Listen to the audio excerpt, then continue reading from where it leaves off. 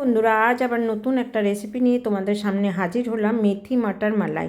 এই রেসিপিতে মেথি শাক লাগবে, মটরশুঁটি লাগবে, ক্রিম লাগবে, দই লাগবে। আর দেখতে যত সুন্দর, খেতে কেমন হবে বুঝেই গেছো।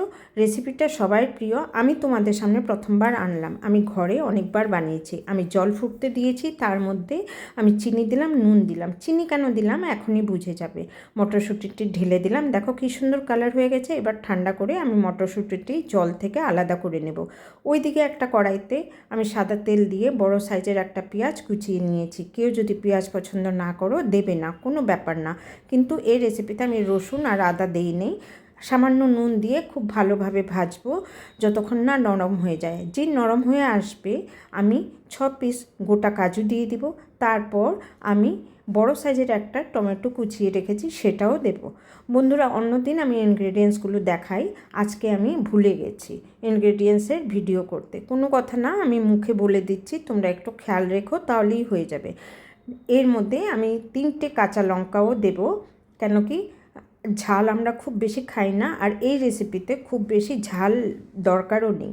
দেখো আমি 3টে দিয়েছি, তবু তোমাদের যদি ঝাল পছন্দ হয় তাহলে তোমরা দেবে। আমি দেখো ওটা ঠান্ডা হতে দিলাম, ওটাকে আমি পেস্ট করব। আবার কড়াইতে যেটুকু তেল ছিল ওর মধ্যে আমি মেথি শাকগুলো কেটে রেখেছিলাম, একটু নাড়াচাড়া করে নেব। নাড়াচাড়া করে নিয়েছি, এতে আর আমি নুন দিইনি।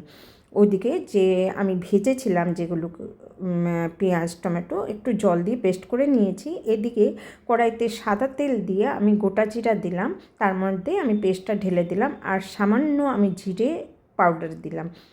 তো জিরে পাউডার দিয়ে খুব ভালো মতো কষাতে হবে যতক্ষণ না তেলটা উপরে ভেসে ওঠে। দেখো তেল উপরে চলে এসেছে। এবার মটরশুঁটি, বয়েল মটরশুঁটিটা দিয়ে দিলাম। খুব ভালোভাবে নাড়তে হবে, কেন কি কাজু আছে, নিচে যেন পোড়া না লেগে যায়, সেদিকে খেয়াল রাখতে হবে। দেখো মটরশুঁটি দিয়েও আমি অল্প সময় কষিয়েছি, খুব ভালো মতো কষিয়ে নিয়েছি। এবার আমি দিলাম গরম মশলা পাউডার। গরম মশলা পাউডারটা খুব মাস্ট, খুব সুন্দর একটা স্মেল আসে। তারপর আমি আর একটু চিনি দেব, আর সামান্য নুন দেব। চিনি কেন দেব, কেন কি আমাকে দই দিতে হবে, তো দইটা টক দই। তোমরা যদি পছন্দ না করে চিনি দিও না, কারো যদি চিনি খেলে প্রবলেম হয় দেবে না। এবার আমি শাকগুলো দিয়ে নাড়াচাড়া করছি। দেখো শাক দিয়ে দিয়েছি, নাড়াচাড়া করছি। এবার আমি যে মিক্সার গ্রাইন্ডার ধুয়ে একটুখানি জল দিয়ে দিলাম। এটা কিন্তু খুব বেশি পাতলা হয় না। এই যে আইটেমটা খুব ফেমাস আইটেম, বিয়ে বাড়ি যে কোনো ফাংশন বাড়িতে হবে। এবার আমি দই দিয়ে দিচ্ছি। দই দিয়ে আমি আগেই যতটা ফুটিয়ে নেব, দই দেওয়ার পরে আমি ফ্লেমটা একদম লো করে দেব। আর তার মধ্যে এবার দেব ক্রিম। ঘরের ক্রিম হলে বেশ ভালো, আমি কেনা ক্রিম দিয়েছি, দেখো অনেকটা দিয়েছি।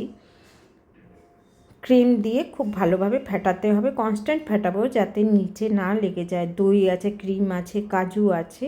দেখো একটুখানি সিমের মধ্যে বয়েল হবে ভালো মতো।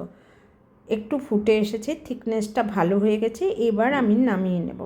বন্ধুরা, আমার রেসিপিগুলো কেমন লাগে নিশ্চয়ই আমাকে জানাবে, আর বাড়িতে একদিন করে নিশ্চয় খেয়েও ভালো লাগলে লাইক কমেন্ট শেয়ার করো, সঙ্গে থেকো, আমি তোমাদের সঙ্গে আছি।